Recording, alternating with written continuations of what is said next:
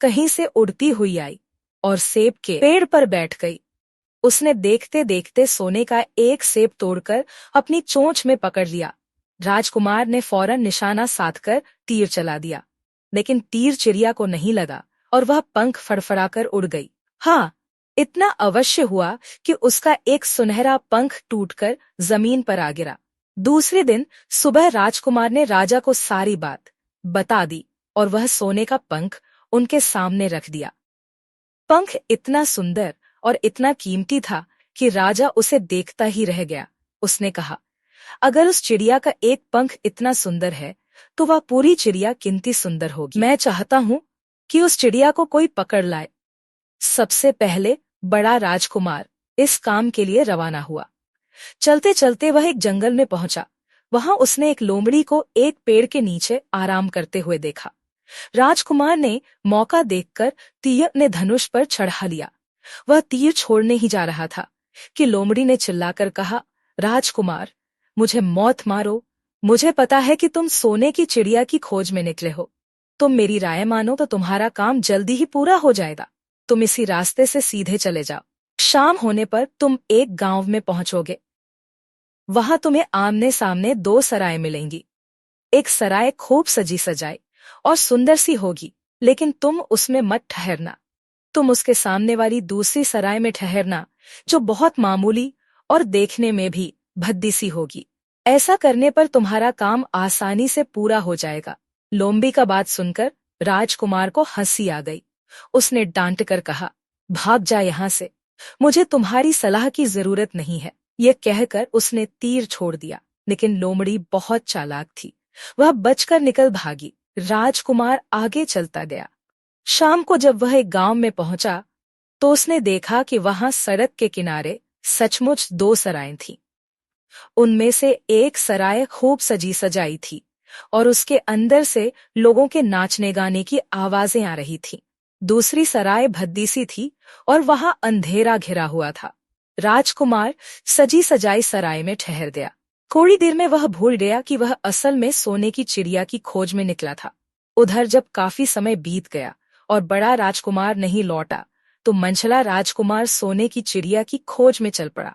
वह भी उसी तरह चलते चलते जंगल में पहुंचा। वही लोमड़ी उसे भी मिली। इस राजकुमार ने भी लोमड़ी की बात पर कोई ध्यान नहीं दिया। जब वह शाम को उस गांव में पहुंचा तो बड़े राजकुमार की तरह सजी सजाई सराय में ठहरा। वहां के नाच रंग में मस्त होकर वह भी अपना काम भूल गया। यहाँ तक कि उसे घर लौटने की भी सुध न रही। अंत में सबसे छोटे राजकुमार ने राजा से कहा कि मैं सोने की चिड़िया की खोज में जाऊंगा। राजा को विश्वास था कि जब उससे बड़े दोनों राजकुमार इस काम में सफल नहीं हुए तो इसे और भी सफलता नहीं मिलेगी, लेकिन उसके जिद करने पर राजा ने उसे इजाजत दे दी। छोटा राजकुमार तैयार होकर सोने की चिड़िया की खोज में निकला। जंगल में उसे भी लोमड़ी मिली। राजकुमार ने लोमड़ी की बात को ध्यान से सुना और लोमड़ी से कहा, ठीक है, तुम जैसे कह रही हो मैं वैसा ही करूंगा। अब तुम जाओ, मैं तुम्हें नहीं मारूंगा। इस पर लोमड़ी खुश होकर बोली, तुम सबसे अच्छे लड़के मालूम होते हो। तुमने मेरी बात बात का मजाक नहीं उड़ाया और मुझ पर तीर नहीं चलाया। मैं तुमसे खुश हूं और तुम्हारी मदद करूंगी। आओ, तुम मेरी पूंछ पर बैठ जाओ, मैं तुम्हें उस सराय तक पहुंचा देती हूँ। देखते देखते लोमड़ी की पूंछ काफी बड़ी हो गई और राजकुमार उस पर बैठ गया। उसके बैठते ही लोमड़ी हवा में उड़ने लगी और थोड़ी ही देर में मैदानों और पहाड़ों को पार करके उसी गांव में जा पहुंची। राजकुमार ने उसकी सलाह को मानकर छोटी और पुरानी सराय में ही डेरा डाल दिया। वह दूसरी सजी सजाई सराय से दूर ही रहा। दूसरे दिन सुबह उठकर जब वह आगे बढ़ा तो कुछ दूर चलने पर उसे वह लोमड़ी फिर से रास्ते में मिल गई। लोमड़ी ने उससे कहा, अब मैं तुम्हें बताती हूँ कि आगे तुम्हें क्या करना चाहिए। तुम सीधे चलो। आगे चलने पर तुम्हें एक बहुत बड़ा किला मिलेगा जिस पर सिपाही लोग पहरा दे रहे होंगे। तुम सिपाहियों से डरना मत और सीधे अंदर चले जाना, क्योंकि वे इस समय सो रहे होंगे।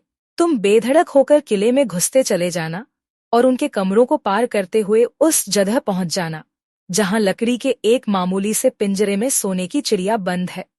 तुम चिड़िया को पिंजरे सहित उठाकर किले से बाहर ले आना, लेकिन एक बात याद रखना, चिड़िया के पिंजरे के पास ही एक बहुत सुंदर सा सोने का पिंजरा भी रखा होगा। तुम भूलकर भी चिड़िया को उस पिंजरे में मत रखना, मगर तुम उसे लकड़ी के पिंजरे में से निकालकर सोने के पिंजरे में रखने की कोशिश करोगे तो बाद में पछताओगे। यह कहकर लोमड़ी ने राजकुमार को फिर से अपनी पूंछ पर बिठाया और थोड़ी ही देर में उसको किले के पास पहुंचा दिया। राजकुमार ने किले का पास जाकर देखा कि सचमुच उसके पहरेदार सो रहे थे। वह बिना डरे सीधा महल में घुस गया और थोड़ी ही देर बाद वह उस कमरे में जा पहुंचा जहां सोने की चिड़िया एक पिंजरे में बैठी हुई थी। पिंजरे के पास ही सोने के 3 सेब पड़े हुए थे। इन सेबों को देखकर राजकुमार ने फौरन पहचान लिया कि ये सेब उसके पिता के बाग के ही थे। वह उसको उठाकर लाने ही वाला था कि उसकी नजर पास ही पड़े एक सुंदर से पिंजरे पर पड़ी। वह पिंजरा बहुत सुंदर था और उसमें तरह तरह के कीमती पत्थर जड़े हुए थे। कौन? सोने की चिड़िया के लिए वही पिंजरा ठीक मालूम पड़ता था। राजकुमार लोमड़ी की बात को भूल गया और उसने सोने की चिड़िया को लकड़ी के पिंजरे से निकालकर सोने के पिंजरे में बंद कर दिया। लेकिन नए पिंजरे में आते ही चिड़िया ने खूब जोर जोर से शोर मचाना शुरू कर दिया। राजकुमार पिंजरे को उठाकर कमरे से बाहर भी नहीं निकल पाया था कि बहुत से सिपाही कमरे में घुस आए और उन्होंने राजकुमार को पकड़ लिया। अब राजकुमार को अपनी भूल का पता चला। उसे याद आया कि लोमड़ी ने उससे क्या कहा था, लेकिन अब क्या हो सकता था। सिपाही उसे खींचते हुए राजा के दरबार में ले गए। राजा के पूछने पर राजकुमार ने सारी बात कह सुनाई। राजा बोला, तुम मेरे महल में चोरी करने के लिए घुसे थे, मैं तुमको माफ नहीं कर सकता। तुम्हें फांसी की सजा दी जाएगी, लेकिन मैं तुम्हें एक मौका देता हूं। अगर तुम मेरे लिए सोने का घोड़ा ला दो तो मैं न सिर्फ तुम्हें छोड़ दूंगा बल्कि सोने की चिड़िया भी तुमको दे दूंगा। राजकुमार को अपनी जान बचाने के लिए राजा की शर्त माननी पड़ी। अब वह सोने के घोड़े की तलाश में निकला। किले के बाहर जाने पर उसने देखा कि लोमड़ी का उसका इंतजार कर रही है। उसने लोमड़ी को सारी बातें बताईं। लोमड़ी ने निराश होते हुए कहा, मैं अब तुम्हारी कोई मदद नहीं करूंगी। तुमने मेरे कहने के अनुसार नहीं किया। मैंने जिस तरह से कहा था, अगर तुम उस तरह से काम करते तो इस मुसीबत में नहीं फंसते और सोने की चिड़िया तुम्हें मिल जाती। राजकुमार बोला, इस बार मुझे माफ कर दो, मुझसे गलती हो गई। मेरा काम तुम्हारी सहायता के बिना नहीं चलेगा। मुझे राजा ने सोने का घोड़ा लाने के लिए कहा है, वरना वह मुझे फांसी पर चढ़ा देगा। लोमड़ी ने कहा, खैर मैं तुम्हें माफ करती हूँ। अब तुम ऐसा करो कि मेरी पूंछ पर बैठकर सीधे चले चलो। कुछ दूर जाने पर तुम्हें एक दूसरा किला मिलेगा। उसी किले की घुड़साल में तुम्हें सोने का घोड़ा बंधा हुआ मिले। महल के नौकर चाकर सब सो रहे होंगे। तुम चुपचाप जाना और घोड़े को खोल लेना। लेकिन एक बात याद रखना, वहां घोड़े के पास ही घोड़े पर कसने के लिए 2 जीनें रखी होंगी। उसमें से एक तो पुरानी चमड़े की जीन होगी और दूसरी सोने की जीन होगी। तुम सोने की जीन को छूना भी मत और उस घोड़े पर पुरानी चमड़े की जीन को कसकर सवार हो जाना और उसे दौड़ते हुए किले से बाहर चले आना। राजकुमार ने वादा किया कि वह ठीक ठीक वैसा ही करेगा। लोमड़ी ने उसको अपनी पूंछ पर बैठाया और कुछ ही देर में वह उसे ले किले के पास जा पहुंची। किले के पास पहुंचते ही लोमड़ी ने उसे नीचे उतारा और फिर वहां से चली गई। राजकुमार सीधा फाटक से किले में घुस गया। अंदर जाकर उसने देखा कि वहां के सभी नौकर चाकर सोए हुए थे। थोड़ी ही देर में वह किले की घुड़साल में जा पहुंचा। वहां एक बहुत सुंदर सुनहरा घोड़ा बंधा हुआ था। राजकुमार ने पास जाकर देखा कि वह घोड़ा सचमुच सोने का था। ऐसा सुंदर घोड़ा उसने सपने में भी नहीं देखा था। उसने आगे बढ़कर घोड़े को खोल लिया। जब वह बाहर निकलने लगा तो उसकी नजर एक कोने में पड़ी हुई सोने की जीन पर गई। यह जीन बहुत सुंदर थी और इसमें हीरे मोती जड़े हुए थे। उसके पास ही एक फटी पुरानी चमड़े की जीन पड़ी हुई थी। इतने सुंदर घोड़े पर पुराने चमड़े की जीन कसना राजकुमार को अच्छा नहीं लगा। उसने सोने की जीन उठा ली और घोड़े पर कसना शुरू किया। इतने में घोड़ा जोर से हिनहिना उठा। किले के नौकर चाकर जाग गए। थोड़ी ही देर में राजकुमार पकड़ लिया गया। राजकुमार को सिपाहियों ने हाथ बांधकर अपने राजा के सामने पेश किया। राजा ने सारी बातें सुनकर कहा, तुमने मेरे घोड़े को चुराने की कोशिश की है, इसलिए तुम्हें फांसी की सजा दी जाएगी। लेकिन अगर तुम मेरा एक काम कर दो तो मैं तुम्हें छोड़ सकता हूँ।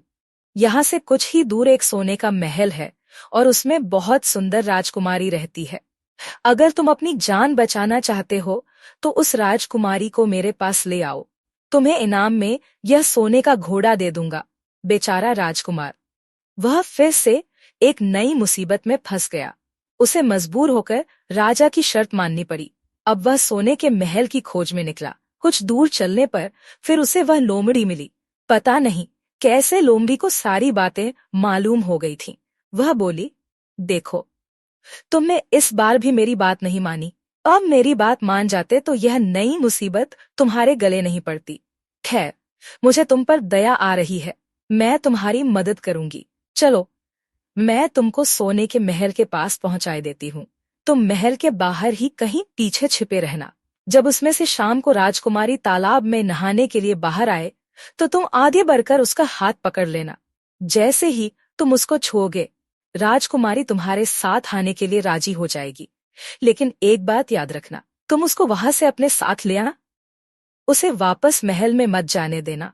वह तुमसे कहेगी कि मैं अभी अपने माता पिता से मिलकर आती हूँ, लेकिन तुम उसकी बातों में मत आना, वरना फिर मुसीबत में फंस जाओगे।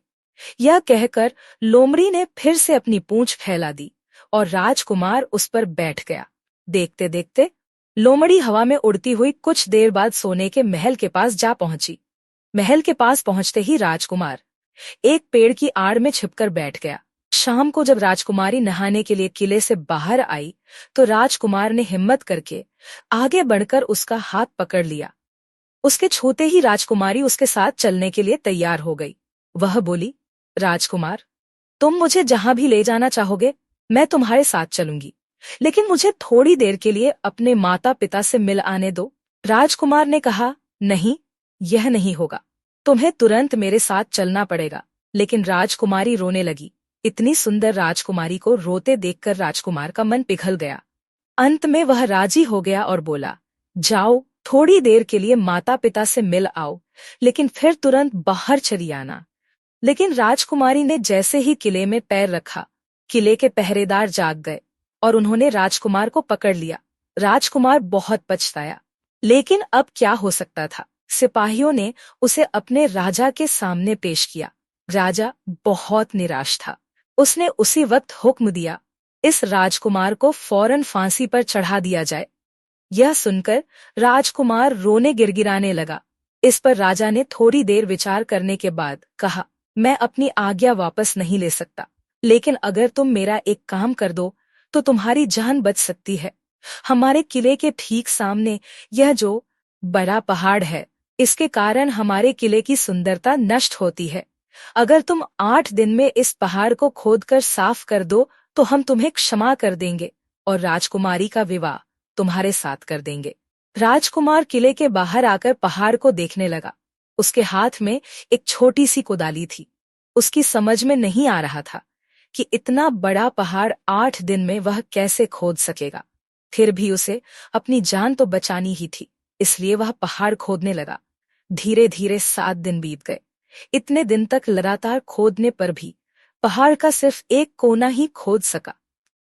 वह दुखी होकर बैठ गया। उसे अब अपने पर बहुत अधिक क्रोध आ रहा था। वह मन में कहने लगा कि अगर मैंने लोमड़ी की बात मान ली होती तो कितना अच्छा होता। लोमड़ी ने मुझको हर बार ठीक सलाह दी और मैं हर बार उसका कहना न मानकर नई से नई मुसीबत में फंस जाता हूँ। राजकुमार इस तरह सिर झुकाए बैठा था कि अचानक उसे अपने पैरों के पास लोमड़ी की पूंछ खिलती दिखाई दी। उसने नजर उठाकर देखा, सचमुच वही लोमड़ी खड़ी थी। लोमड़ी ने मुस्कुराते हुए कहा, क्यों, क्या हाल है? इस बार तो तुम्हारी मदद करने की मेरी जरा भी इच्छा नहीं थी, लेकिन मैं 7 दिन से तुमको पहाड़ खोदते हुए देख रही हूँ। मुझे दया आ गई और मैं तुम्हारी मदद के लिए चली आई। जाओ, तुम बहुत थक गए हो, सो जाओ। मैं थोड़ी ही देर में तुम्हारा काम पूरा कर दूंगी। इस बार राजकुमार ने तय कर लिया था कि अब वह लोमड़ी जिस तरह कहेगी वह उसी तरह करेगा। वह चुपचाप उठकर एक तरफ सोने चला गया। थोड़ी ही देर में उसे नींद आ गई। सुबह जब वह सोकर उठा तो उसे अपनी आंखों पर विश्वास नहीं हो रहा था। वहां कहीं भी पहाड़ का नाम नहीं था और महल का सुंदर दृश्य दिखाई दे रहा था। राजकुमार सीधा राजा के पास पहुंचा। राजा उसके काम पर बहुत खुश था। उसने तुरंत अपने वादे के अनुसार राजकुमारी के साथ उसका विवाह कर दिया। जब राजकुमारी उस सुंदर राजकुमारी के साथ कुछ दूर चला तो उसे रास्ते में फिर वही लोमड़ी मिली। लोमड़ी बोली, बधाई हो राजकुमार। राजकुमारी के साथ तुम्हें देखकर मुझे बड़ी खुशी हो रही है, लेकिन अब तुम्हें सोने का घोड़ा और सोने की चिड़िया भी प्राप्त करनी चाहिए, क्योंकि वे दोनों चीजें तुम्हारे ही लायक हैं और तुम उन्हें आसानी से प्राप्त कर सकते हो। राजकुमार बोला, लेकिन भला मुझे सोने का घोड़ा और सोने की चिड़िया कैसे मिल सकती है? मैं तो इस राजकुमारी को भी उस राजा के लिए ले जा रहा हूँ। लोमड़ी ने कहा, नहीं, तुम ऐसा काम कभी मत करना। इस राजकुमारी के साथ तुम्हारा विवाह हुआ है और यह अब तुम्हारी ही है। अगर तुम मेरे कहने के अनुसार काम करो तो तुम्हें सोने का घोड़ा और सोने की चिड़िया भी मिल सकती है। एक तुम पहले इस राजकुमारी को लेकर सोने के घोड़े वाले राजा के पास जाओ। राजा खुश होकर तुमको सोने का घोड़ा दे देगा। तुम घोड़े पर सवार हो जाना और सवार होकर सबसे विदा लेना। राजकुमारी से तुम सबसे बाद में विदा लेना। जैसे ही तुम राजकुमारी के पास पहुंचो, तुम उसे हाथ से पकड़कर घोड़े के ऊपर खींच लेना और घोड़े को दौड़ा देना। सोने का घोड़ा इतना तेज दौड़ता है कि दुनिया का तेज से तेज घोड़ा भी उसकी बराबरी नहीं कर सकता। जाओ, तुम पहले इतना काम पूरा करो, इसके बाद आगे का काम मैं तुम्हें बाद में बताऊंगी। मैं तुम्हें वहां रास्ते में मिलूंगी। राजकुमार ने ठीक वैसा ही किया जैसा लोमड़ी ने उससे कहा था। जब सोने के घोड़े वाले राजा ने खुश होकर उसे इनाम में सोने का घोड़ा दिया तो राजकुमार उस पर सवार हो गया और उससे विदा लेने लगा। अंत में वह राजकुमारी को उठाकर घोड़े को तेजी से दौड़ाता हुआ किले से बहुत दूर निकल आया। रास्ते में एक पेड़ के नीचे लोमड़ी उसका इंतजार कर रही थी। उसे देखकर लोमड़ी बोली, शाबाश, अब तुम सोने की चिड़िया भी प्राप्त कर लो। जब तुम सोने की चिड़िया वाले राजा के पास पहुंचोगे तो वह इस घोड़े को देखकर बहुत खुश होगा। तुम उससे कहना कि पहले सोने की चिड़िया का पिंजरा मेरे हाथ में दे दो, तब मैं यह घोड़ा तुमको दूंगा। जब वह पिंजरा तुम्हारे पास लाए तो तुम पिंजरा उसके हाथ से छीन लेना और घोड़े को दौड़ा देना। बस ऐसे चिड़िया तुमको मिल जाएगी और कोई तुम्हें पकड़ भी नहीं सकेगा। इस बार भी राजकुमार ने ठीक वैसा ही किया। वह राजकुमारी के साथ ही घोड़े पर बैठा रहा और जब राजा ने उसके हाथ में सोने की चिड़िया का पिंजरा दिया तो उसने देखते देखते एड़ मार दी और सोने का घोड़ा हवा से बातें करने लगा। कुछ दूर चलने पर लोमड़ी उसे मिली। राजकुमार ने उससे कहा, तुमने मेरी बड़ी मदद की है। तुम्हारी वजह से मुझे न सिर्फ सोने की चिड़िया मिली बल्कि सोने का घोड़ा और इतनी सुंदर राजकुमारी भी मिल गई। बताओ, मैं तुमको क्या इनाम दूं? मैं तुमको कुछ न कुछ जरूर देना चाहता हूँ। लोमड़ी ने कहा, अगर तुम खुश हो तो मेरा एक काम कर दो, तुम एक तीर चलाकर मुझे मार दो। इस समय तुम यही सबसे बड़ा काम मेरे लिए कर सकते हो। राजकुमार ने कहा, भला यह कैसे हो सकता है? तुमने मेरी इतनी मदद की और मैं बदले में तुम्हें मार दूं? मुझसे यह नहीं होगा। यह सुनकर लोमड़ी बड़ी दुखी हुई और बोली, अगर तुम मेरा यह काम नहीं कर सकते तो फिर ठीक है, जाओ। लेकिन मैं तुम्हारी भलाई के लिए ही कह रही हूं कि तुम दो बातें जरूर याद रखना। एक तो तुम किसी कुएं की दीवार पर मत बैठना और दूसरे तुम ऐसे लोगों के लिए धन मत खर्च करना जिन्हें फांसी मिलने वाली हो। राजकुमार बोला, भाई, तुम भी अजीब हो, तुम्हारी बातें मेरी समझ में ही नहीं आती। भला मैं कभी कुएं की दीवार पर क्यों बैठूंगा और ऐसे आदमियों पर धन क्यों खर्च करूंगा जिनको फांसी दी जाने वाली हो? लेकिन लोमड़ी ने उसकी बात का कोई जवाब नहीं दिया और अलविदा कहकर वहां से चली गई। राजकुमार सोने का घोड़ा दौड़ता हुआ आगे बढ़ा। राजकुमारी उसके साथ ही बैठी हुई थी और सोने की चिड़िया का पिंजरा उसके हाथ में था। कुछ ही देर में राजकुमार उस छोटे गांव में जा पहुंचा जिसमें वे दोनों सराएं थी। गांव के लोग और खास तौर से बच्चे उसको देखने के लिए बाहर निकल आए। सोने के घोड़े पर इतने सुंदर राजकुमार के साथ बैठी एक राजकुमारी को देखकर सभी लोग चकित थे। इतने में राजकुमार ने देखा कि गांव के बगीचे में एक जगह बहुत से लोग जमा है और कुछ शोर हो रहा है। राजकुमार के पूछने पर लोगों ने बताया कि वहां 2 आदमियों को फांसी देने की तैयारी हो रही है। राजकुमार उधर ही चल पड़ा। वहां पहुंचने पर उसने पहचान लिया कि जिन आदमियों को फांसी दी जाने वाली थी वे और कोई नहीं बल्कि उसके ही भाई थे। वे लोग तब से उसी सजी सजाई सराय में रह रहे थे और तरह तरह के बुरे काम करते थे। वे जुआ भी खेलते थे और जुए में बहुत सा धन हार चुके थे। उन्होंने लोगों से बहुत सा रुपया भी उधार लिया था। इन्हीं सब बातों से चिढ़कर अब गांव वाले उन्हें फांसी पर चढ़ाने जा रहे थे। राजकुमार भला यह कैसे होने देता।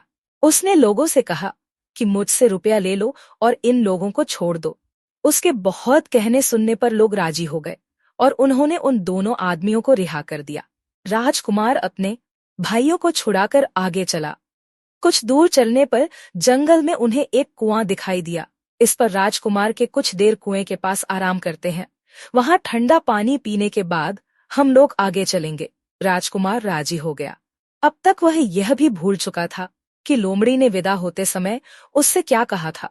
वह घोड़े से उतरकर कुएं की दीवार पर बैठ गया और आराम करने लगा। उसके दोनों भाइयों ने मौका देखकर उसे कुएं में धकेल दिया।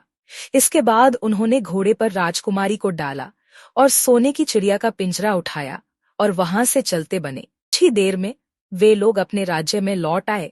घर लौटकर उन्होंने राजा से कहा, हम लोग सोने की चिड़िया को पकड़ लाए हैं। इसी चिड़िया ने हमारे बाग में से सोने के सेब चुराए थे। इसके साथ ही हम एक यह सोने का घोड़ा और राजकुमारी भी लाए हैं। राजा बहुत खुश हुआ।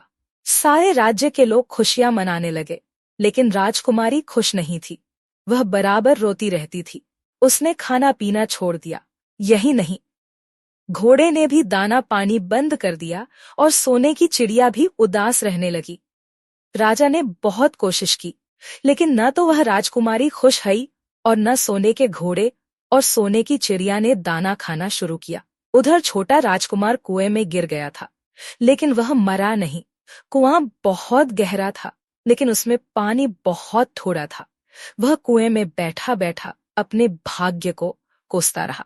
अब उसे फिर उसी लोमड़ी की याद आई और वह पछताने लगा कि अगर मैंने उसका कहना मान लिया होता तो मैं मुसीबत में न फंसता।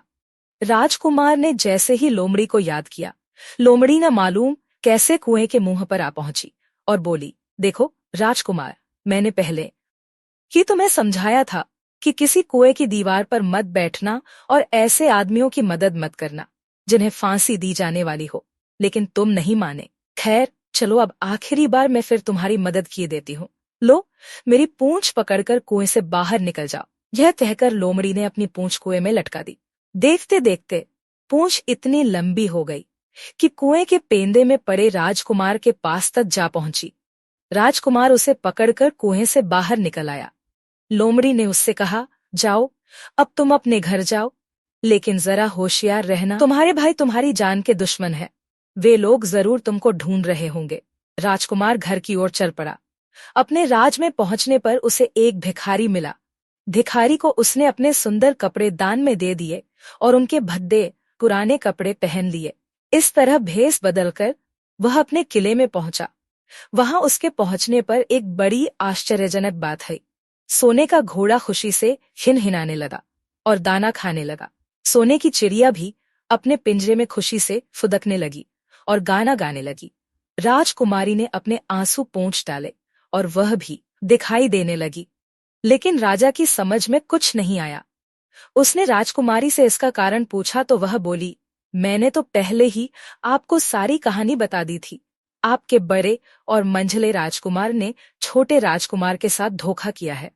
इन्होंने आपको भी धोखा दिया है, लेकिन अब आपका छोटा राजकुमार यहाँ पर आ पहुंचा है, इसीलिए मुझे बेहद खुशी हो रही है। उसी के साथ मेरी शादी हुई है और मैं उसके साथ ही सुखी रह सकती हूँ। फिर उसने मैले कुचैले कपड़े पहने एक आदमी की ओर इशारा करते हुए कहा, वह रहा आपका छोटा राजकुमार। राजा ने भी अपने छोटे लड़के को पहचान लिया। अब राजा ने अपने छोटे बेटे के बारे में अपने विचार बदल दिए। अब वह उसको बहुत समझदार और बहादुर मानने लगा और उससे बहुत अधिक प्यार करने लगा।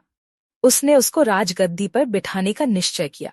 बड़े और मंझले राजकुमार ने अपने छोटे भाई को ही धोखा नहीं दिया था, बल्कि राजा को भी धोखा दिया था। इससे राजा उनसे बहुत नाराज था। उसने उन दोनों को अपने राज्य से निकलवा दिया। इसके बाद बड़ी धूमधाम के साथ राजकुमारी के साथ राजकुमार का विवाह हुआ और दोनों सुख से रहने लगे। लेकिन राजकुमार उस लोमड़ी को नहीं भूला था जिसने उसकी सहायता की थी। एक दिन समय निकालकर वह जंगल में उस लोमड़ी की खोज में निकला। बहुत ढूंढने के बाद एक पेड़ के खोखले भाग में उसने उस लोमड़ी को चुपचाप बैठे है देखा। लोमड़ी बहुत उदास थी और पहले से बहुत ज्यादा दुबली भी हो गई थी। राजकुमार को देखते ही लोमड़ी ने उसे पहचान लिया और कहा, आ, कहो राजकुमार, आज इधर कैसे भूल पड़े। राजकुमार ने कहा, मैं आज तुम्हें ही ढूंढने के लिए आया हूं। चलो मेरे बाग में आराम से रहना, वहां तुम्हें किसी तरह की तकलीफ नहीं होगी। यहाँ तो जंगल में तुम्हें खाने पीने की तकलीफ होती होगी और जंगली जानवरों और शिकारियों का डर बना रहता होगा। लोमड़ी ने कहा, नहीं राजकुमार, मैं यहाँ ठीक हूँ और भला अब तुम्हें मेरे दुहक से क्या लेना देना। तुम्हारा काम निकल गया, अब तुम सुख से अपने राज में रहो। राजकुमार बोला, नहीं, तुमने मेरा बड़ा उपकार किया है, मैं तुम्हें इनाम देना चाहता हूँ और अपने साथ ही रखना चाहता हूँ। राजकुमारी भी बहुत खुश होगी, वह भी तुमसे मिलना चाहती है। लोमड़ी बोली, अगर तुम सचमुच मुझे इनाम देना चाहते हो तो मेरा एक काम कर दो। मैंने तुमसे पहले भी कहा था कि तुम तीर चलाकर मुझे मार दो, इसी से मेरा लाभ होगा। असल में एक जादूगर ने मुझ पर जादू कर रखा है। मैं लोमड़ी नहीं हूँ, मुझे उसके जादू के प्रभाव से लोमड़ी के रूप में रहना पड़ रहा है। मैं तो उसी देश का राजकुमार हूँ जहाँ की राजकुमारी से तुम्हारा विवाह हुआ है। असल में वह राजकुमारी मेरी छोटी बहन है। अगर तुम तीर चलाकर मुझे मार दोगे तो इस जादू से मुझे मुक्ति मिल जाएगी और मैं फिर अपने देश लौट सकूंगा। राजकुमार को यह सुनकर बड़ा आश्चर्य हुआ। उसने फौरन अपने धनुष पर तीर चढ़ाया और लोमड़ी की ओर छोड़ दिया। तीर के लगते ही लोमड़ी मर गई और उसमें से एक सुंदर सा राजकुमार निकल आया। फिर दोनों राजकुमार आपस में गले मिले। इसके बाद दोनों राजकुमार वापस महल में लौट आए। वहां राजकुमारी अपने भाई से मिलकर बहुत खुश हुई।